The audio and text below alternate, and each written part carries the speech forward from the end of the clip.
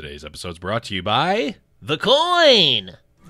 It's high noon.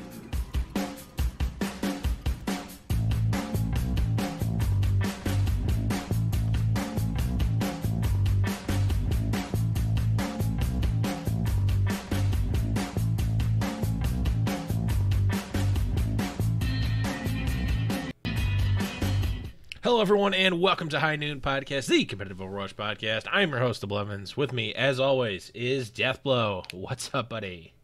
Not too much, my man. How are you?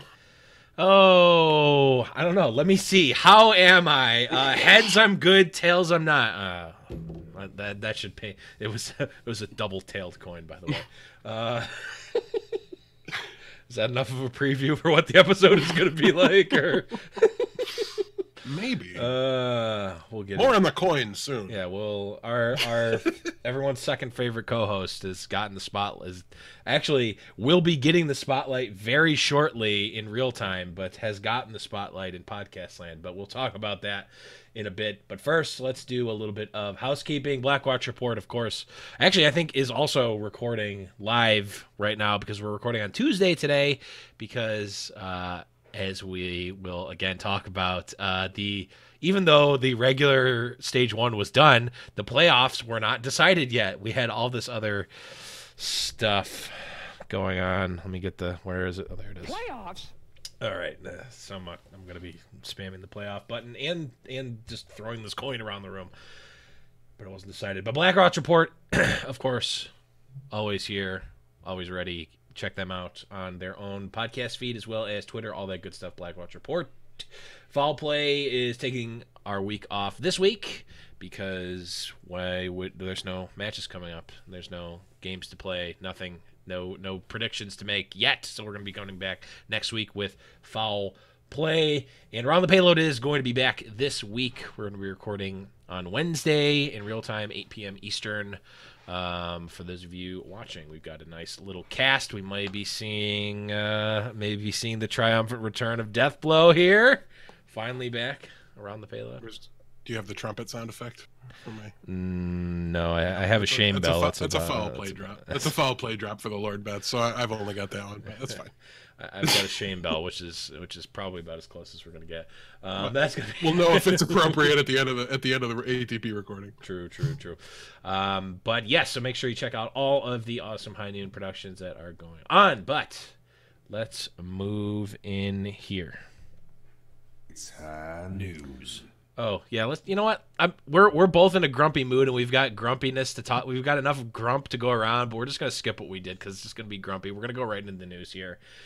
And speaking of people who may or may not be grumpy, ARC, formerly of NYXL, has been acquired by the Washington Justice. At first glance, I think makes a lot of sense. We've seen, I think, we saw a very small amount of ARC in one of the early weeks. I'm pretty sure we saw. I think he got out there a little bit, but very little. Yeah, very little. Much less ARC, much more Animo. Really wasn't fitting in with the team in this meta, but the big thing, and I think maybe even the bigger talking point here, is that he was just as shocked as many people were on Twitter. So Deathblow, let's just dive right into it. What are your thoughts on ARC being kind of blindsided by this? What do you think? Should this be the procedure? What do you? We haven't really seen this from NYXL at all in terms of the players not knowing. What are your thoughts on it? Well, I mean, the same as it was, I think, the last time it came up, right? Where, listen, when you're a team and you're trading a player, there's no circumstances under which you tell that player that you're shopping him around in the market, right? If the player doesn't know already or isn't asking for a trade or wanting one, you don't tell him that you're shopping him around, because what happens if you don't get the trade done and then the player remains on your roster? Now, all of a sudden, Animo gets sick or, has something go wrong. I'm going to say appendicitis again because I know it bothers Dr. Witz, because that's just a 1 or 2 day he's back and he's fine thing. But let's say he's out for 3 months with appendicitis, Dr. Witz. Now all of a sudden you need ARC. right? Is he going to play for you as hard now that he knows you don't even really want him here? You were trying to get rid of him, and you never know exactly what kind of, you know, mentality effect that's going to have on a player. And so the best thing to do is just not tell him. Sports are a business. They're not here to make everything as convenient and as good as possible for ARC. And in the grand scheme of things, right now, trading an Overwatch League is pretty minimal as far as impact goes. You still live in Los Angeles. You still go to work in the same building every day. You still do all these things exactly the same. As far as being traded in sports goes, this is as low impact as humanly possible. Yep. Much different than being traded from New York to LA, for example, in the NFL, when now you need to move your family across the entire country, things like that.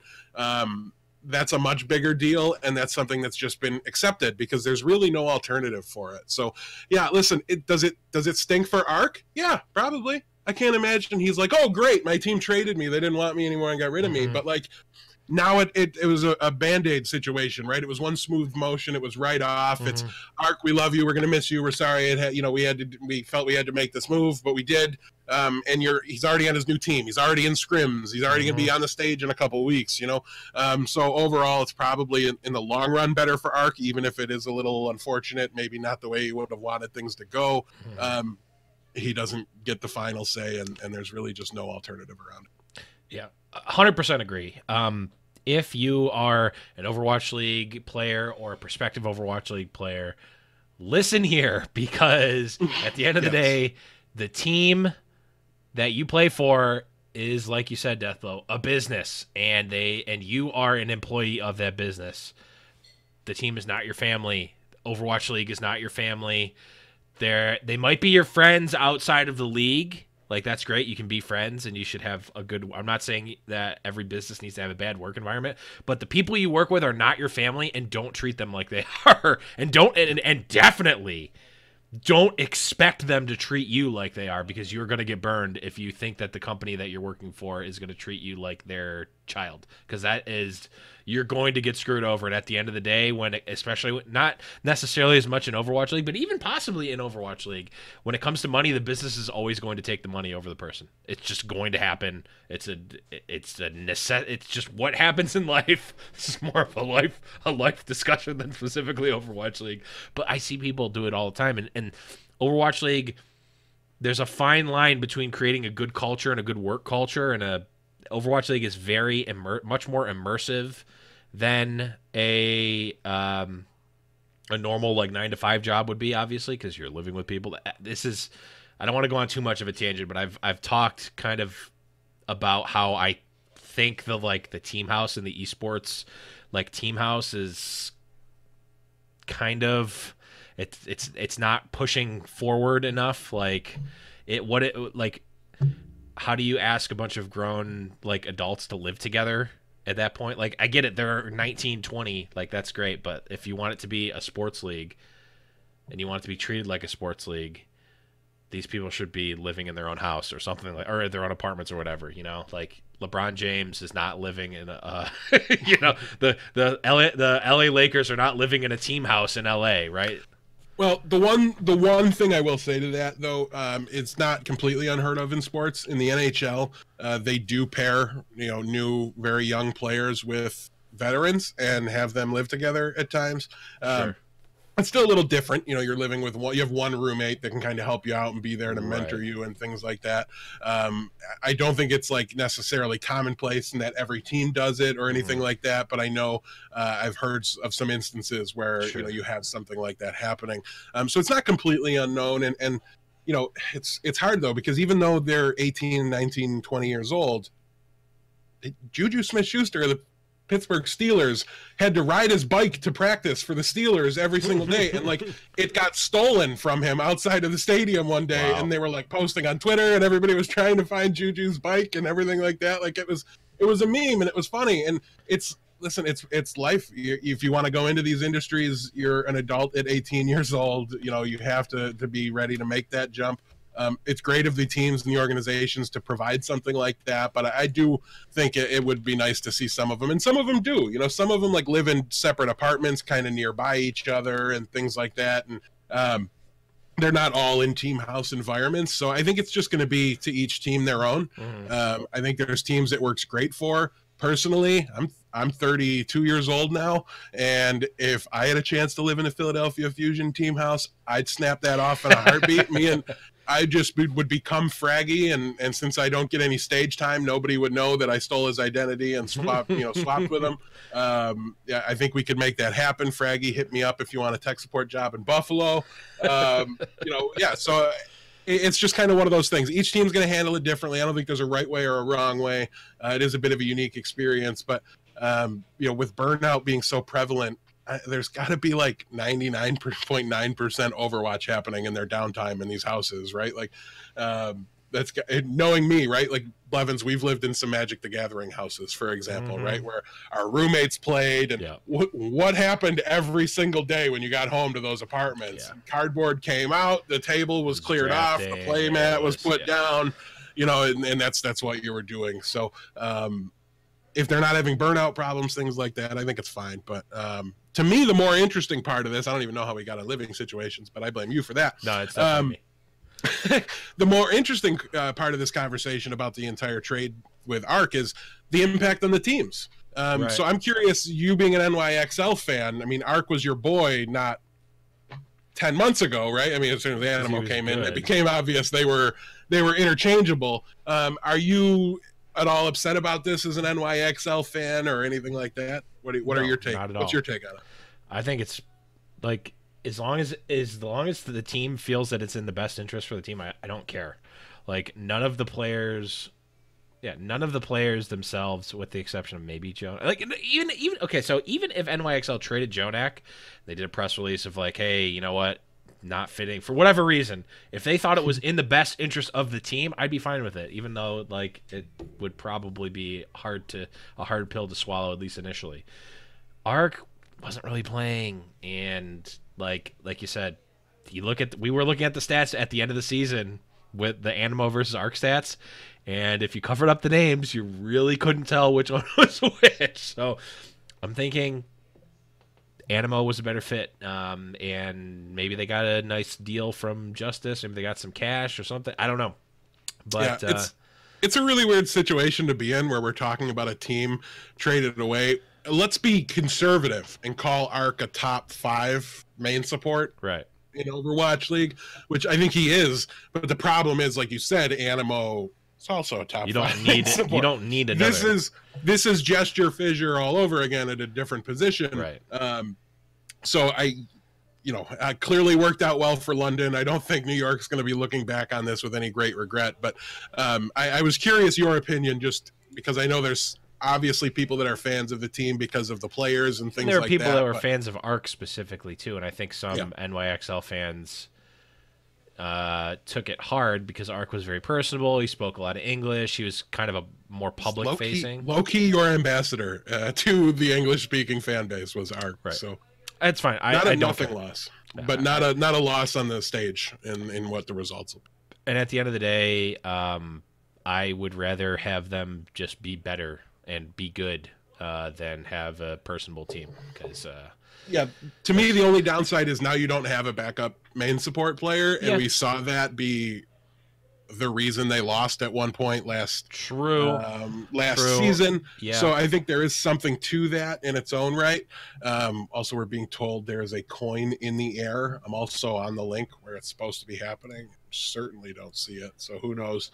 We'll get the result from Twitch chat on that. Philly chose heads. We're gonna live update this coin flip just as soon as it happens here, or as soon as TMP tells us what happened on it. But honestly, I think the more compelling part of the entire trade is what this does for the Washington Justice, who, props to Justice and their fan base, got their first win of the season, solidified the LA Valiant as the absolute worst team in Overwatch League. Over the course of this past week, they got the win over Florida, RIP Florida, and their fan base. But I think it's a very interesting move on that side of things. I think it's a change that has the opportunity to ripple across the team a little bit and be more than just an upgrade at the main support position. I do think Fozix was one of the better players that the Washington Justice had, but you get an opportunity to pick up ARC, you pick up Arc. Fozix was not on that level of main support to me, so I really think it is going to be okay. So we've got Philly against the Shock and Toronto against Atlanta. Blevins, if you want to update the bracket when we get there. But yeah, so I think this is going to be really interesting to see. It opens up options for the Washington Justice. Presumably, Fozix will be on the bench and Guido will remain the flex support. I think that would be a mistake. I think they should at least try Fozix going back to flex support. Guido's been a huge liability for the team. And I think the Fozix I remember on flex support is better than what Guido's been giving them so far this stage. Not that that means a whole lot at the end of the day, because it's been a little while for Fozix since he's been in that role, but I've been talking about him potentially being the flex support that I thought was best on this team since the moment they announced the roster. So I'd at least like to see him try it, but we'll have to wait and see. Probably not, but it'll be interesting. And the other role I think Arc plays on this team now is he's able to translate mid-game, right? We talked about last season a lot about how valuable Bishu was for the LA Gladiators, being able to communicate between the Koreans and the English speakers on the roster. That's a problem that the Washington Justice have cited as part of their issues and why they've been performing poorly this stage. So hopefully he's able to help with that. Oh boy, who knows what's going on? There's coin flip discrepancies everywhere. We even had a permanently tails coin for a week, so coins are perfect. Who knows? We'll let chat sort it out for us. Let us know what the matchups are. We'll get to them a little bit later on. But also the last bit about Arc is that he has synergy with Janice. He spent an entire season with Janice on the New York Excelsior last year. They both played together on stage a good amount in that time, presumably in scrims as well.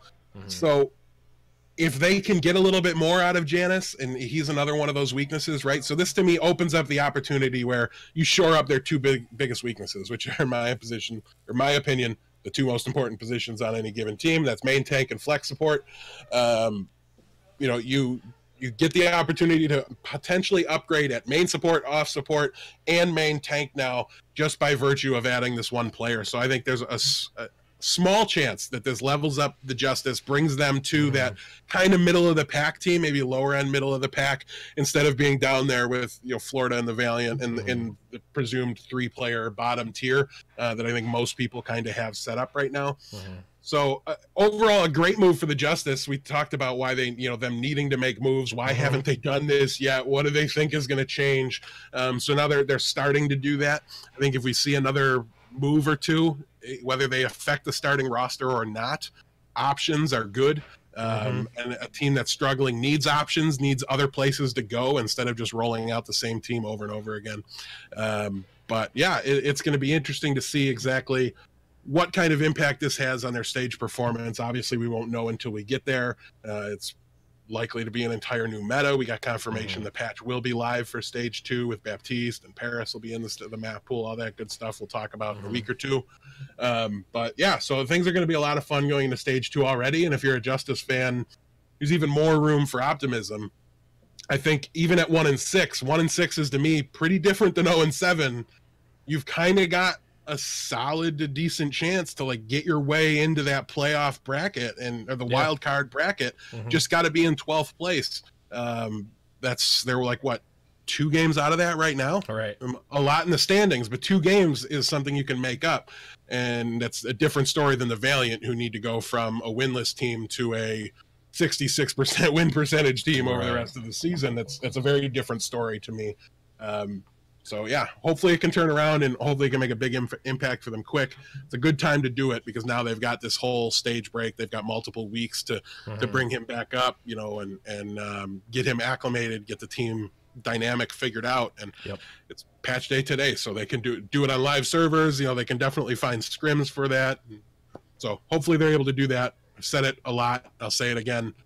The more teams in the league that are good and competitive, the more fun the league is, right? This stage was so much fun because anybody could beat anybody and everything was crazy. This will help potentially give us more of that in later stages. We saw every team except the LA Valiant get a win this stage, so that's more than can be said of literally any other stage that's happened in Overwatch. So, overall, as an NYXL fan, I mean, I guess it stinks kind of for Arc, but again, like I said, like treat this like a job and less like a family, and I think you're gonna end up being better. So at the end of the day, I think it's fine. I think it probably benefits both teams, although we don't see the benefit necessarily for NYXL because they don't disclose what these deals are, but have to assume that there's some sort of compensation. I hope, at least. It didn't say he was dropped. So moving on here, let's go into... It's tournament talk.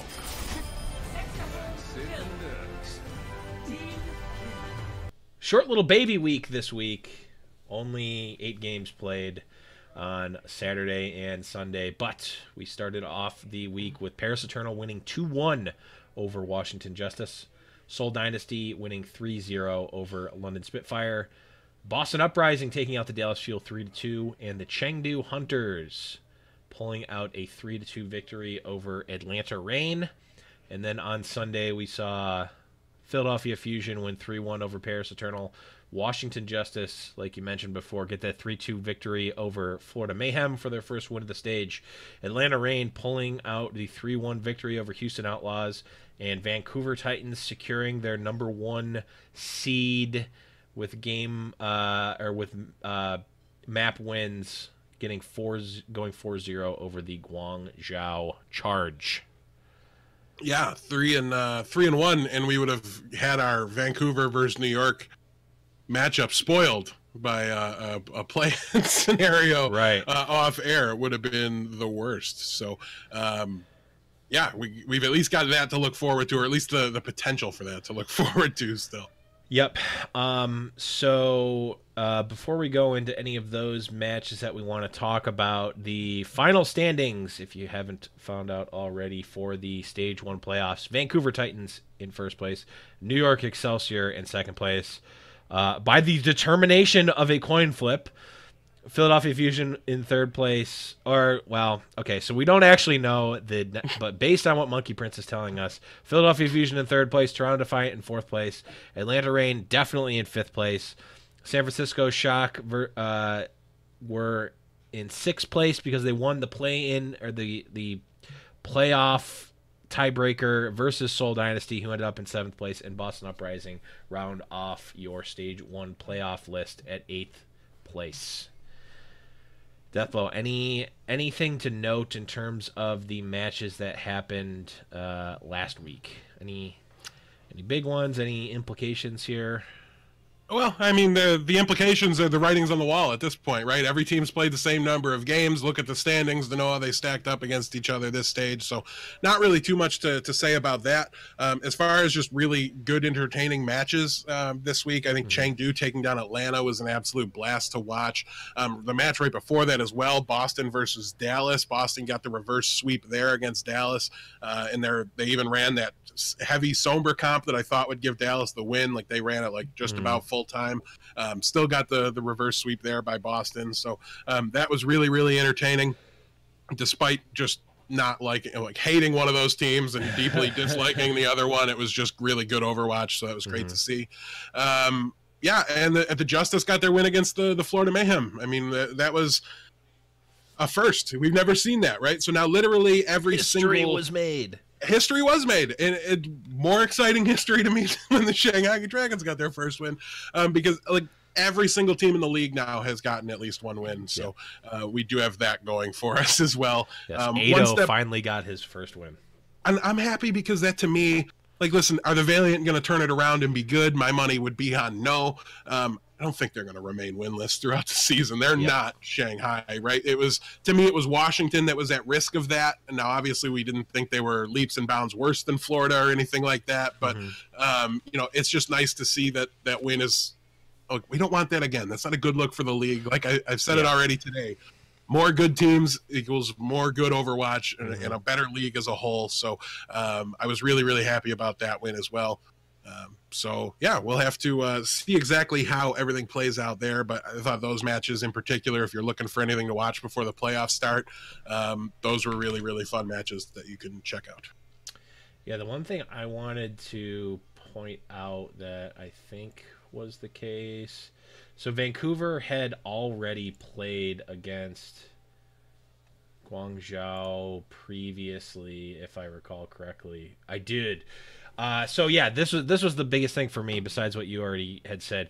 Vancouver dominated Guangzhou, and it didn't seem particularly close. Obviously, with that 4-0, it wasn't one of those, it was a close 4-0 where if you flip a couple of maps here and there, maybe they get a 3-1 or a 3-2 and have a possibility. No, this was dominant. After their week 2 performance where they ended up barely winning 3-2 versus Guangzhou, I don't know. I mean, Guangzhou has looked all right, but they didn't get dominated 4-0 bad, to say the least. And it kind of seemed like Vancouver turned it on, because they did.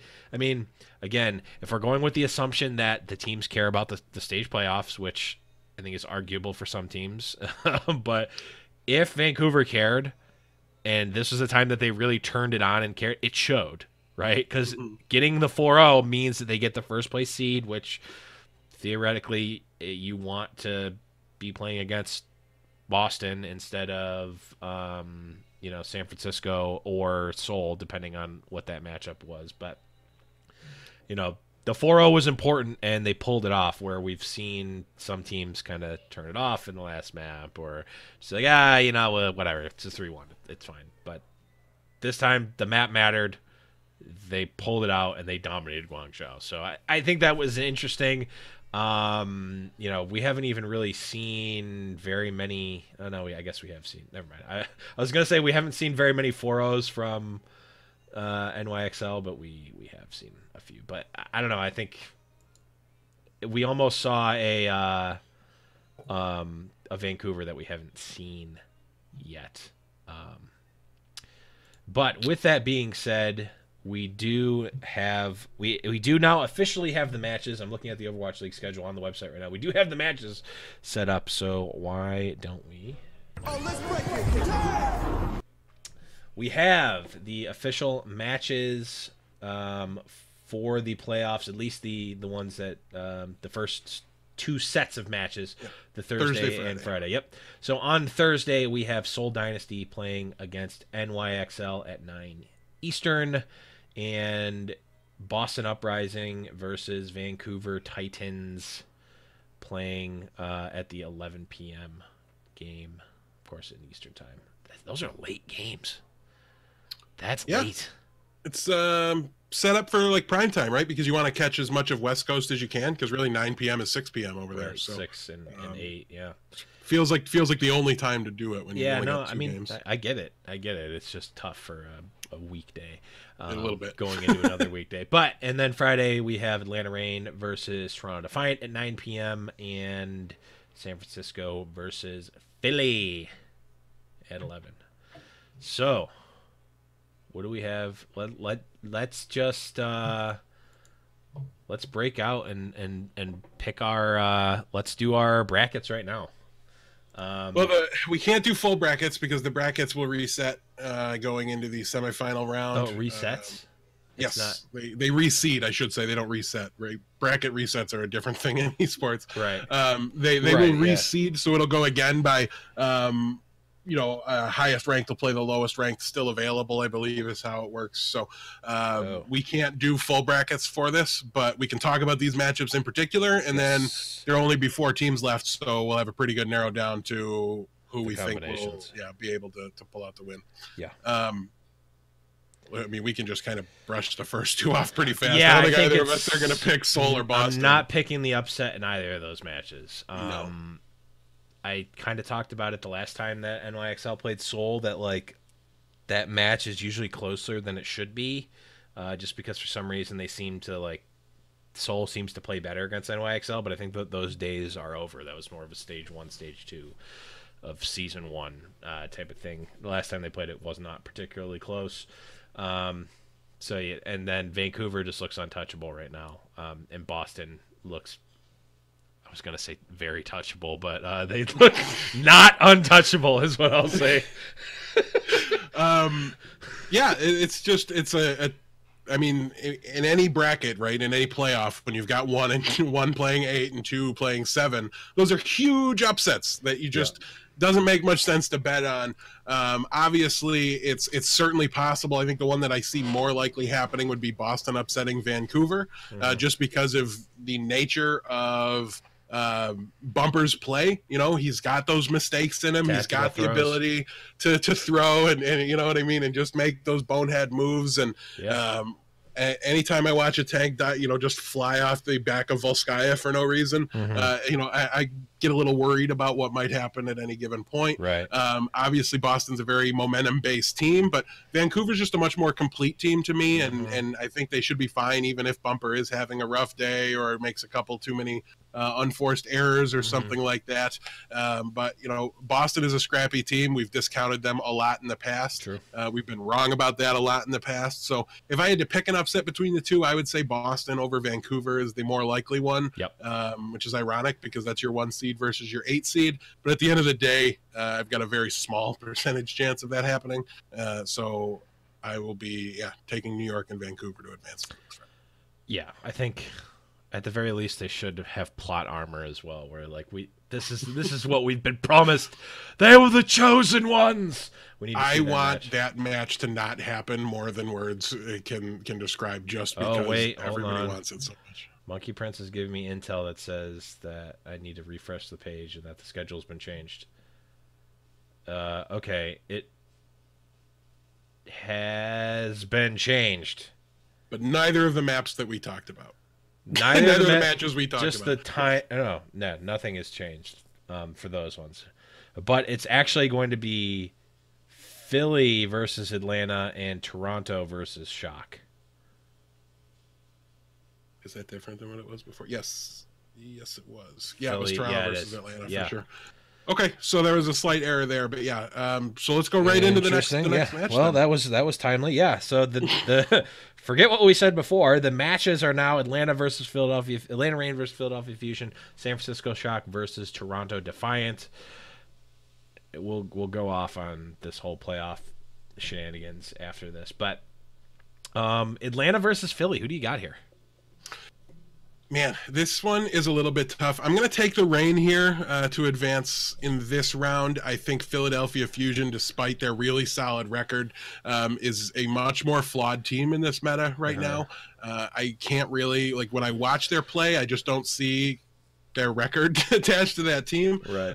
Obviously, they're winning games. They're finding a way. They're a really good, team. And even if this isn't their meta, they've obviously got a very good chance against Atlanta here. I believe they're the favored team. They're the higher seeded team, I should say. So, but yeah, I'm going to take Atlanta. I think their tank line is just playing a little better right now, being the GOATS meta, everything like that.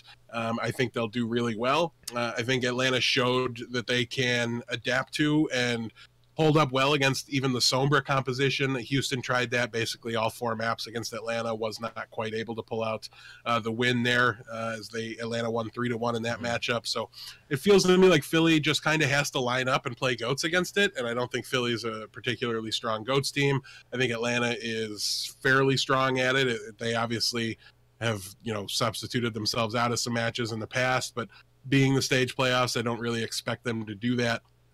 As long as they can get really good Zarya play out of Dufran, I think they're just going to be kind of the better off team at the moment.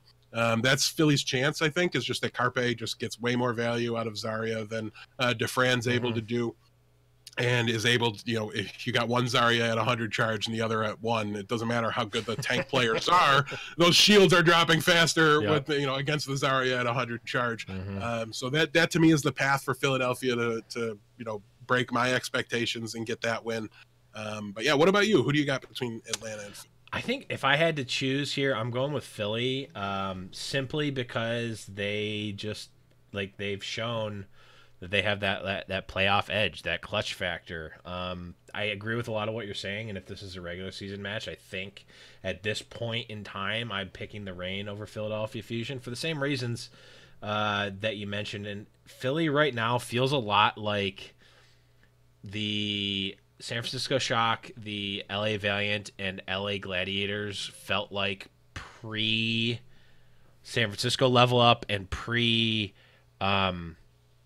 even pre-fissure, or early, maybe not the Gladiators, but when we were watching those teams play in season one in the early stages, they weren't terrible. They weren't Shanghai level, they weren't Florida Mayhem level, but I was never impressed by what they were putting out. I wasn't like overly wowed by what they were putting out, and they were fine teams at points. They had decent records, and Philly has a little bit better than a decent record here. So like you said, I think they kind of have overplayed.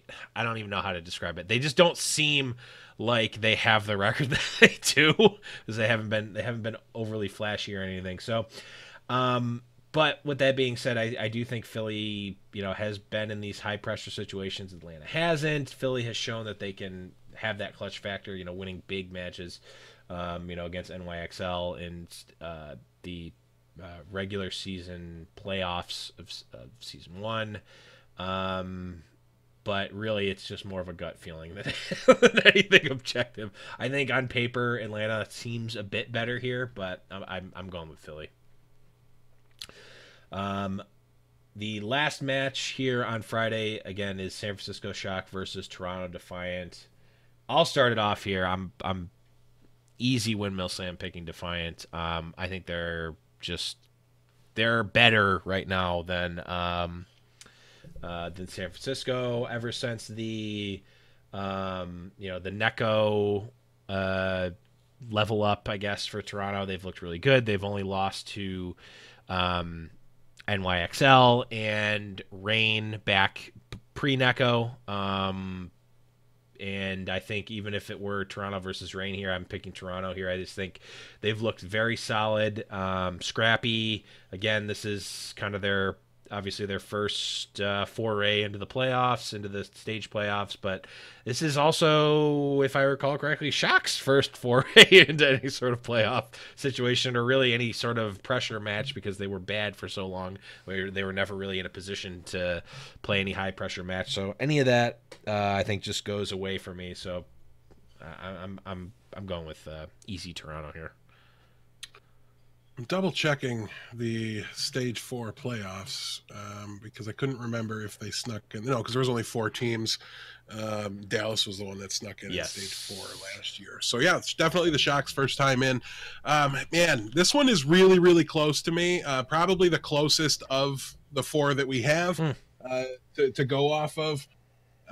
Everything you said about Toronto just being a really, really strong team is absolutely true. I think the Shock suffered a little bit early on. They didn't have Violet early, the first week. So there was a bit of roster disruption there for them as well. But I think going into the end of the stage, I just think Super's been playing really, really well. I think Choi Hyo Bin has been playing really, really well. They've stopped at least substituting tanks as much. They didn't play last week, and so my brain's forgotten if they were doing any substituting. But I think it was like at most 1 map in for Nevix. I'll say this: if they're substituting out their tank line in any way, shape, or form still, I'm going to give this one to the Defiant. But I've really, in this GOATS meta, I tend to pick the team that I think has the stronger tank line. I think if the Toronto Defiant have a weakness, it's Yakpung. He's easily been their kind of weak link to me at the moment. We talked a lot early on about Roki's mistakes, but they've been cleaned up quite a bit as the stage has gone on. They've been way less apparent. You'll notice we stopped talking about Aid completely, and I've never stopped talking about Fraggy. So it's something different is happening in this situation than in some of the other ones I disagree with the decision on. So, yeah, I have a slight advantage here for the San Francisco Shock just based off of the tank play. But, again, it is razor thin. It's super close. It's probably a result that I'll end up putting the Toronto Defiant in to win by the time, I'm putting my pick'ems in because I root for the Toronto Defiant, and it's that close. So my heart will probably swing this in the end. But for the interest of disagreeing with you, which is one of my all-time favorite pastimes, Blevins, I'll take the San Francisco Shock here with my head. My heart will always pick Toronto in this matchup, though. Yeah, that makes sense. We clearly need to flip a coin. I was going to say, we have to flip this coin. Ironically enough, or coincidentally enough, the Philadelphia match and the Toronto match, we've got to flip a coin for. So let's get. Oh, we didn't. We already missed a coin flip. No, we'll flip Atlanta and Philly now. Yeah. We will go. Tails never fails for Philly. Tails never fails for Philly. All right. we have tails for Boom. the Philadelphia Fusion. Fusion away. So the coin means everything in this playoff, and therefore we can already advance the Fusion. Now, tails definitely never fails for Toronto. Yep. And we have tails again. So the coin feeling a little weighty again this week, but only 2 flips are going to happen this week. So, yeah, and yes, there was no disputed result in our coin flip either. We were able to just flip a coin and call out who was who. Well, actually, hold on. Let's just mutually agree that Toronto should move on, and they just get to, right? Like, that's... We can just mutually agree at any point to we could, but we didn't. And the coin agreed with both of our hearts. So, yeah, all right. So the coin is going to advance the Philly Fusion and the Toronto Defiant onward. Yes. So that would mean, Blevins, in the second round, if my math is correct, that it would be the New York Excelsior versus the Toronto Defiant. That's a win-win for me, I think. And also a lose-lose. I was going to say it's both sides of the coin. We're just going to mention coins as much as we can. It just lands directly right like that. Right on that side. Just like that. There you go. I would lose my mind if I ever flipped a coin and it landed that way. It would just be the best. Twilight episode about that. Yeah, but we're not going to go into specifics about what we think of, the individual proposed matchups, since they very well might not happen. What I'll say is it's going to be hard to pick a team that's not Vancouver or New York before the Vancouver versus New York match. So let's take a step back and let's discuss 2 worlds, okay? The first world is nothing else mattered. It's Vancouver versus New York in the finals of this thing. Who do you think's going to win? Obviously, I'm picking New York. There's no way in the world that I would ever pick Vancouver here. There's nothing, no amount of contenders lawyering that could ever get me to pick Vancouver over New York. I'm of the same mind at the moment. I mean, there's worlds and universes where I could easily pick Vancouver over New York. Oh, it could happen. I like Vancouver more than I like New York, so there's that. But get out of here. You get out of here with your stupid good team. Nobody likes your stupid good team with your terrible logo. Look at the Titan logo. End of story. The Titan logo is pretty sweet. Game over. Next question. But yeah, so this is New York we're talking about, guys. We saw them win 50% of stage playoffs last year. Yes. That shows they can lose, and Vancouver's certainly a team that has the ability to take them down. But nobody's played main tank better than Mono. Mm-hmm. Bumper might have been more PogChamp throughout this stage at times. That's fine. That's he may have had higher peaks, right? But that's even arguably still not though. No, like Mono still has had those peaks. The most dominating tank performance I've seen in Overwatch to date was New York against Houston. I don't want it to have been true, but it's exactly what happened. It was brutal, and I'm just. If you haven't figured out how I pick my matchups here, it's basically I pick the tank line I like the most in GOATs and trust that to win out more often than not. And really, since week 1, I've been climbing the pick'em standings pretty consistently. So I have to think something's working for me there. It was just my initial starting analysis that was a little wrong, but. Yeah, so I got to pick got to pick New York in that world. Yeah. We've just got much more of a confidence level with them. And instead it's Vancouver. Like, what do we know about Guangzhou? They played twice this stage. And you know what I mean? We just don't know enough about them yet to really pick them, though. New York's the only team I think I would pick, potentially pick to beat Vancouver at the moment, so. But there's a couple other close ones, but no, there's definitely close ones. Yeah, but how are you going to pick it, right? It just doesn't make any sense. No. So let's step back then and talk about the other 4 teams. Let's throw out the results that we picked earlier and say Atlanta, Philly, San Fran, and Toronto. Who do we think is the most likely to upset either New York or Vancouver? We won't know who they're going to play against, so we've just got to talk about all of them. Which one of those 4 teams do you think has the best chance to make it to the finals? I mean, I think to me, oh man, it's tough. I mean, I think Toronto actually has a shot. I don't know if they have a shot against New York. So if we messed up the math and they played against Titans, I could maybe see it. Again, I wouldn't pick it, but I could see it maybe happening.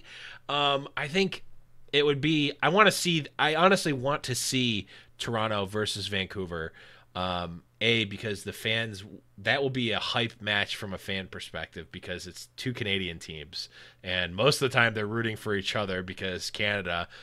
But now they will be rooting against each other because Toronto and Vancouver have that rivalry.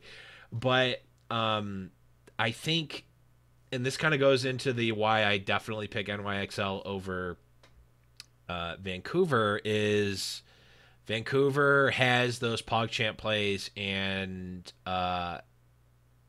can punish you for being sloppy, and also if you're not really great at punishing them, then you're not in a good spot. So if you ask me, week 1, even like week 3 Toronto versus Vancouver, I'm picking Vancouver, I think, pretty solidly. But now they've definitely kind of, like we were talking about, kind of fine-tuned a little bit of their downsides. They've, Roki has looked much better in the past few weeks. And, obviously Neko being there is huge for them. If I had to pick one of those teams to beat Vancouver or NYXL, it would have to be Defiant. But it's tough for any of those. It is. Personally, my team's going to be San Francisco, the other side of the Toronto-San Francisco matchup. And to me, this isn't about for the same reason that I picked them to beat Toronto. This is about what I perceive the upside to be, their best potential performance. Mm-hmm. And to me, San Francisco has the players, right? Just down to 6. They have the group that they need to be able to upset anybody. I think when they're all playing well, really the exception, the one player that I don't necessarily think can stand up to the tanks that the top teams have is Super. But again, he's been playing so much better recently that I'm not sure I really accurately and adequately understand where he ranks among the other tanks at the moment, since he's been improving so much over such a short period of time. Where did he stop? Where does he fall into right now? But I just think with Violet and with Sinatra on Zarya and Choi Hyo-bin on the off tank position, the diva, I just think they have the tools to be able to compete with absolutely anybody in a very large percentage of the positions on the stage. So yeah, just man for man lining up against one of the other teams. San Francisco's the roster that I think stacks up the best. Again, this meta is so dependent on who's playing their best in the moment on that day. Any one of the 4 teams has the potential to be able to upset New York and Vancouver. I know that's not a popular opinion in Discords or Reddit, that it's conceivable that one of these teams could lose. But I learned my lessons last year, and I didn't think New York was unbeatable going into the regular season playoffs, and they weren't. None of these teams are unbeatable, no matter what it's looked like in the past. The pressure, the moment, all that stuff, players and people react to that differently as individuals and as units. So but I think San Francisco, just pound for pound, lining up the rosters next to each other, they have the sheer firepower needed, I think, to be able to break through them. And in large part because of just how deep their roster is, right? Like, they just have the ability to, nobody thought Sinatra was going to be a starter on this team until you looked at the GOATS meta and said, who's going to play Zarya here? And all of a sudden, well, he can definitely do that. So they just have the depth. They have all the pieces to be able to pull in somebody that's top tier at their position, almost no matter where it is. If for some reason the need to play DPS heroes comes up in this meta, they're very well equipped for that out of their bench. So, I'm going to say San Francisco with the best chance to be kind of the upset here and keep Vancouver, New York out of the finals.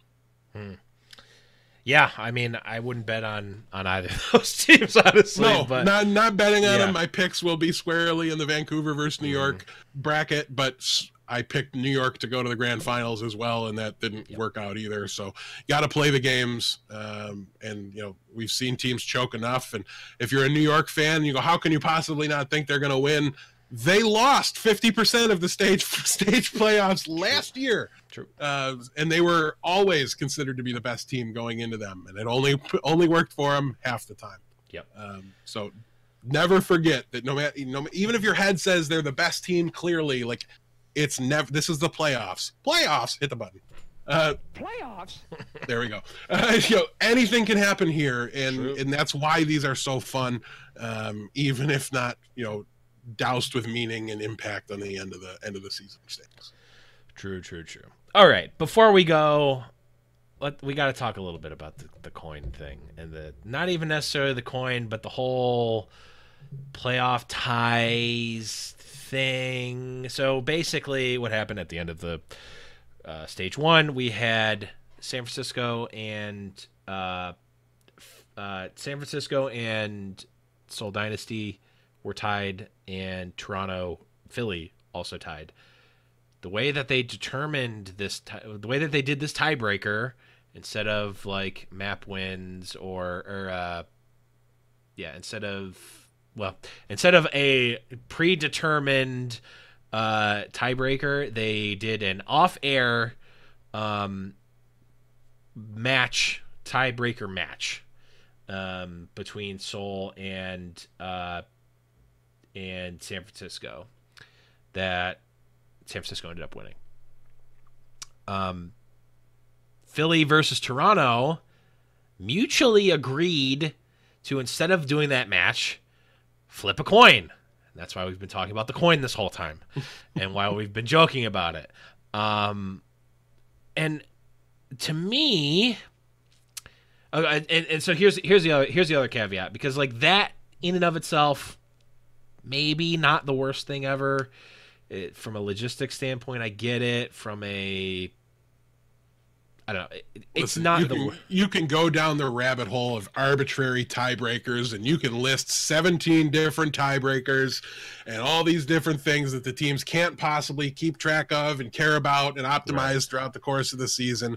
Or you can write it in your rule book that in the event that a winner is still not determined, we will flip a coin. And I think that's perfectly acceptable, and that's perfectly fair. And for me, preferable to asking these teams to play a match off broadcast that nobody gets to watch, that the teams theoretically should want to lose, because in theory, having a lower seed in a lower seeding in the playoffs once you're there is good, especially in the situation they were in. In this case, it maybe changes a little bit depending on the exact situation, right? And in this case, it does, because the loser has to play against NYXL. So theoretically, you would want to dodge that.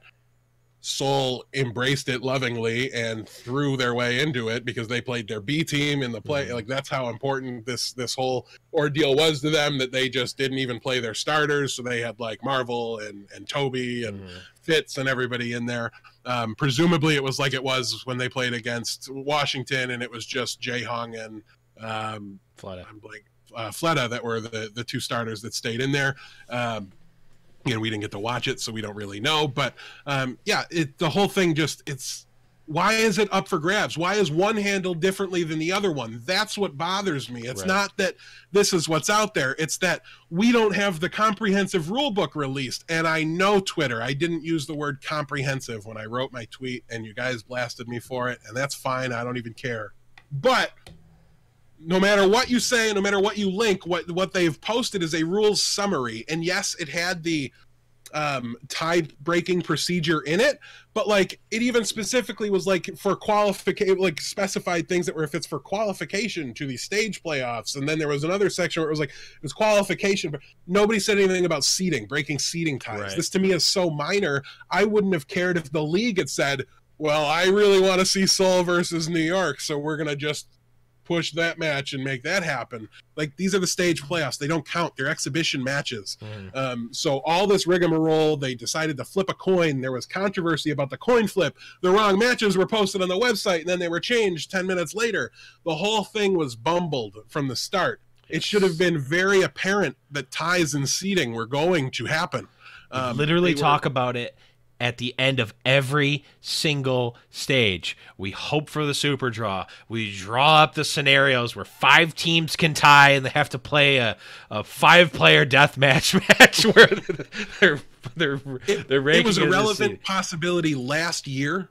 Yes. Okay. And this year you added you made fewer games and you added more teams. So you've drastically increased the likelihood of a tie in every stage playoff scenario. I'm mortified to think this wasn't thought of ahead of time, and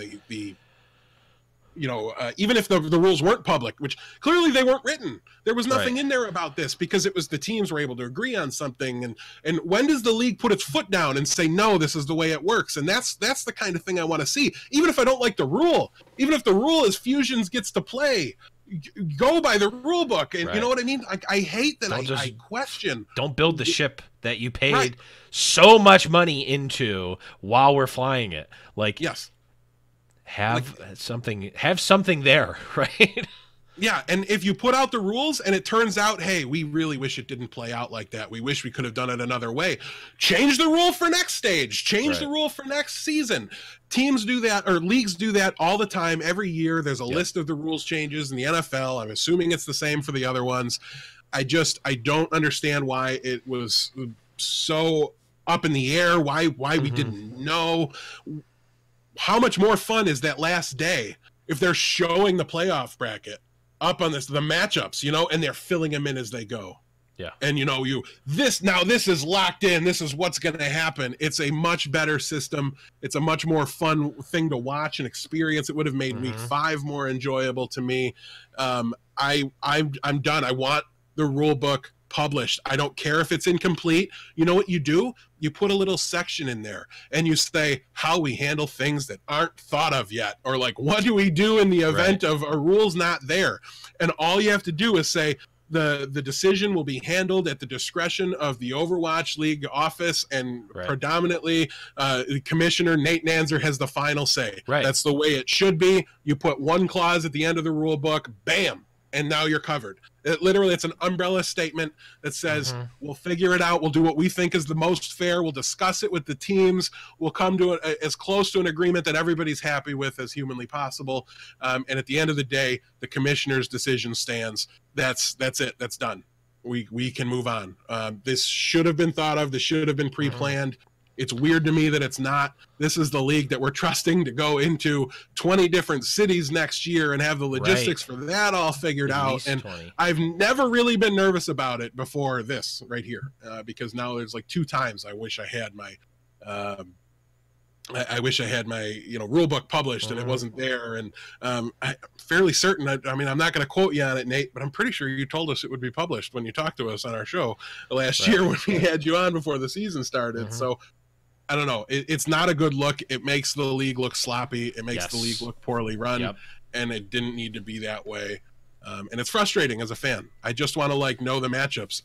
As a content creator, it's also frustrating. I don't want to record my Monday show on a Tuesday because you haven't even told us they're going to be playing matches. And how long did we even spend on those matches? But we as creators feel like you guys earned that, right? Like if we know there's going to be a match, we want to do everything we can to talk about it and give you guys that preview. Whatever our opinion is, however much you value it, however you weight it, isn't relevant. We want to give it to you guys to do with what you will. So it's just across the board frustrating, and maybe a little more so for us because we are content creators, so we did have to adjust our weekly schedule and our plans. But it's patch day. I'm a Junkrat main as of today. I want to be playing right now. And it's just, it all rolls into it to just make it a little bit more frustrating. Did anything egregious happen to really deserve a rant?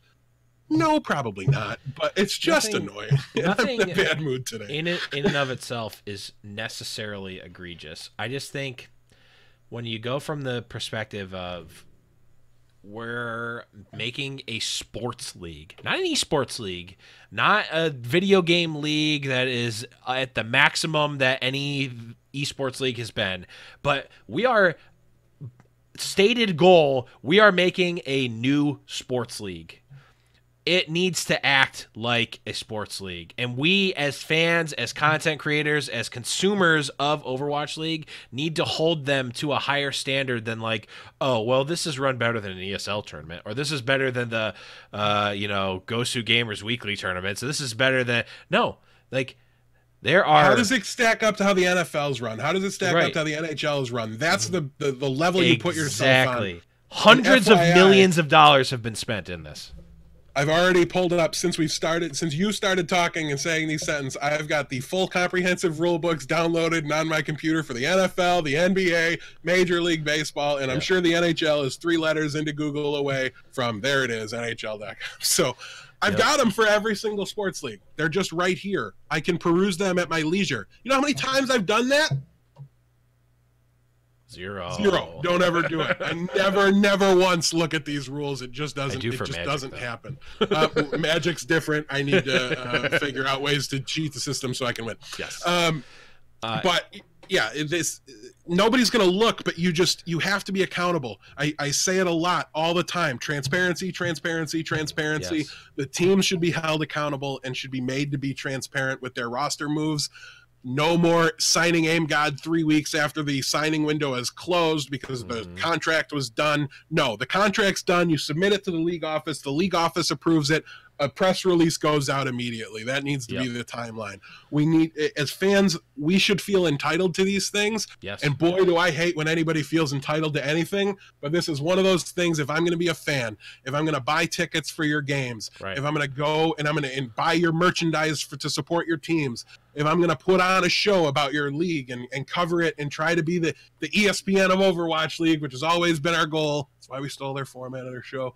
Whoa. That can neither be confirmed or denied. That Around the Payload has any sort of relation to Around the Horn. I think we can just say it because they stole our name. And they did. That's more egregious. So much more. Than format. I hate that show. I've never seen it, but I hate it.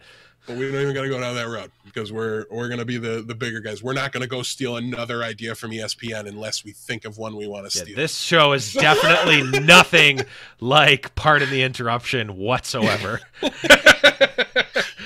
We don't have a little scrolly thing on the side, and we don't have a stat boy. I'm not going to give them ownership of the 2-person podcasting format, but I get your point as well. I even have a green screen now. We've talked about getting ourselves a IRL podcasting studio, which would also theoretically be copying this. Might be happening. It could be.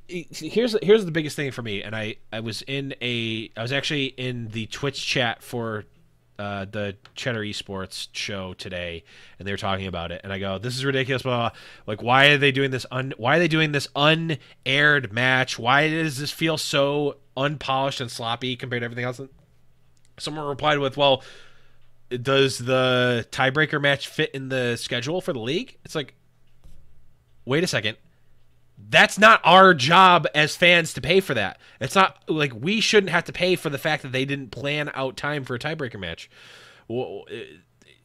You're paid, again, hundreds of millions of dollars into this. You have people whose job it is to, I'm assuming, to have made these rules and to think about the logistics of the league.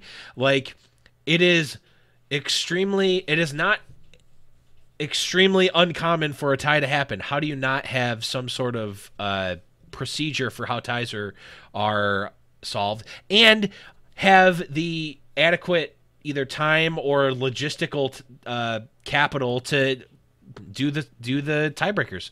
Like, even if it was just something like the most Lucio boops on Numbani is the higher seed. Okay, great.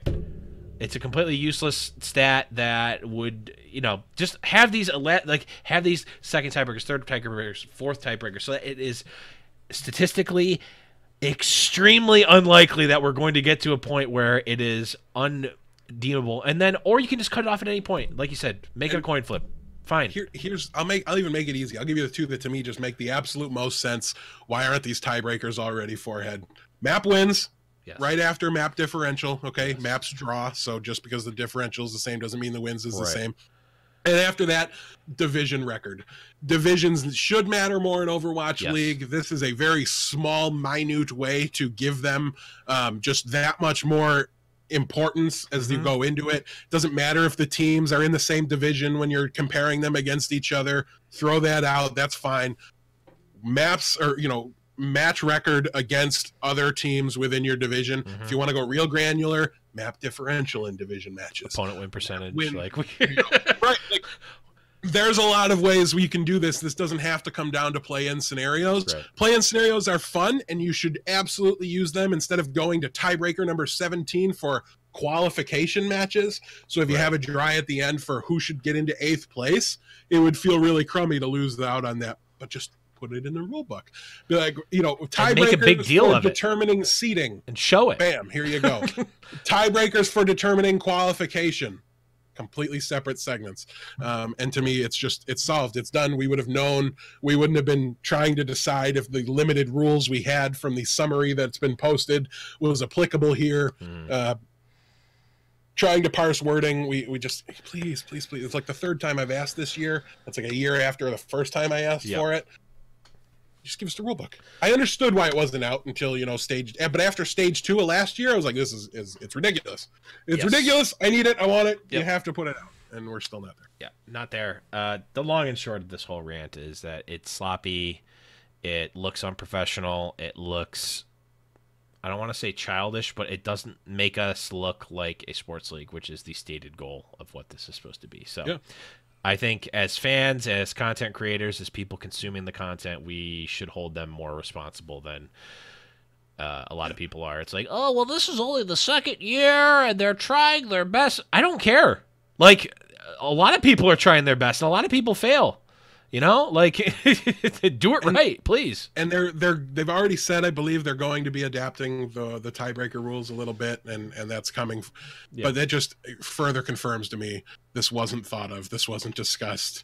Right. And it would have been, I feel like, in the top half of my list of things I would have wanted to talk about if somebody asked me to help design an esports league. Right. And here's the thing. And if anyone from Overwatch League is listening, and if there's some oversights that have happened, that's fine. We can forgive you for that. I'm done with the rant. Now I'm on to let me tell you, we have dedicated fans now, right? We have people who are diehard fans of teams. We have people who go to the matches in LA. We have people who fly all across the country and world for these matches.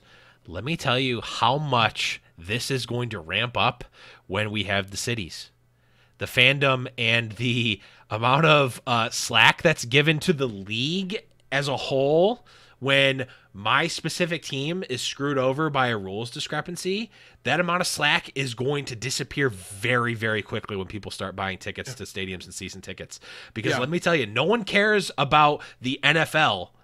In fact, people hate the organization, the NFL. People hate the NBA. People hate the commissioners of those leagues because they generally make decisions that are at the benefit of the league, not the benefit of their team, which is what we care about. And it's their job. They're not wrong to do that either. Right. So let me tell you, right now, everyone's in this happy little ecosystem of we love Overwatch League and we love Overwatch and we want to see let me tell you, if the whole fusions thing or a fusions type thing happens in season 6, people are going to be having a lot less tolerance and patience for I will not be the outlier. I will not be the outlier of I won't be the one person that was mad about this and grumbled about the Patriots and all these things. No, that will be the common refrain of every season ticket holder in the New York franchise base. I promise you. Yes. And if you don't believe us, go turn on your local sports talk radio station. Okay. Yep. Maybe not if your team's good. Okay. But if your team's bad, go turn it on. Yep. And what are the callers going to say when they call in as a season ticket holder, or they want me to spend my hard-earned money on their tickets to go watch their product and they can't even blank. Right. Yep. And those are leagues that are, at the moment, at least by appearances, run significantly more smoothly, more cemented in their rules and everything like that. And that's still the refrain. You're never going to get rid of that, but you can help it out a little bit by transparency. People shouldn't wonder. You shouldn't have responses to your tweets like, oh, thanks for the standings. Can we get the playoff bracket, please? Like, it should be your hardest fans are the ones putting the first graphics on Twitter with they'll do it for you. If you just tell them what the rules are, they'll figure it out. They'll make it happen. It's an appeal. We're mad because we care, and we're frustrated because we care, and so is everybody else that's been bothered by this or upset Mm-hmm. by it or whatever, and maybe we're a little more on the extreme side, but like Blevin said, we're going to become the norm. Like, our opinion on this will be the norm if this keeps happening, when you get all the local fan bases involved and so much more invested, and you attract those traditional sports fans into here. That's the goal. That's what we're trying to do. Right. So if we succeed, we're going to be in trouble, because right now, if you do what you have planned out and stated you want to do, you got to be ready for what's going to happen, and that's what's going to happen. We're going to be on the mild side, I think. Probably. Potentially. At least going for it. But, end of the rant. It's playoff. It's playoff time, baby. Let's watch these matches, and we will talk about them next week. Anything else before we go? Death, I know you want to go get some Junkrat in. Yeah, no, that's it. Enjoy the patch. Baptista's live, but not in comp yet. Go enjoy being able to, there's going to be DPS heroes in your games, so go log into Overwatch. Crazy, crazy, crazy. But that is going to be it, guys. Make sure to go to highnoonpodcast.com and check out all of the awesome social media places that you can find High Noon Podcast anywhere. YouTube, Twitter, Twitch, all that stuff. High Noon Podcast. We are there always and forever. But that is going to be it, guys. For Deathblow, I am the Blevins. And remember, despite all of the blips we go through in these early seasons, it is still high noon. Got his boots and he put on his hat. He threw the coin away that same day. It's in his past and he's not looking back. He says, finding mine now, God's my way. He's not good, but he sure ain't bad.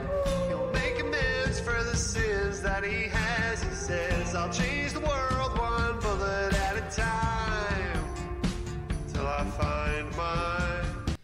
And let me tell you, people who are doubting us right now, when you're a season ticket holder and the league makes a decision or allows something to happen that screws over your team, I'm like how I was when I found out Neko was out for the first 3 games. Let me tell you, you are going to be much more upset at the league, and you're not going to be completely irrational on that front, my friend. 100% rational. I'm still mad. I'm still mad.